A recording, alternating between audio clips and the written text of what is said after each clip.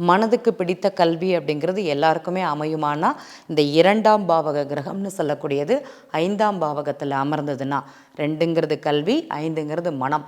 மனதுக்கு பிடித்த கல்வி இருந்தது அப்படின்னா, அந்த குழந்தைகள் படிக்கக்கூடிய தன்மை அப்படிங்கிறது இருக்கும்.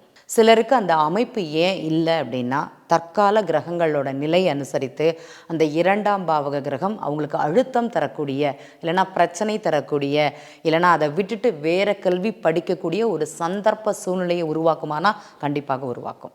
இது ஏன் இந்த தகவலை நான் இந்த இடத்துல பதிவு பண்ணுறேன்னா, ஒரு அம்மா என் பொண்ணு நல்லா நீட்டுக்கு ப்ரிப்பேர் பண்ணாங்க, நல்ல ஹை ஸ்கோர் எடுத்தாங்க. பட் அவங்களுக்கு நீட்டுக்கு கிடைக்கல.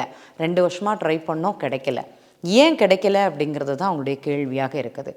தற்போது அந்த பெண்ணிற்கு உரிய காலம் கிடையாது. ப்ளஸ் கோச்சார கிரகமும் அந்த குழந்தைக்கு வழிவிடவில்லை.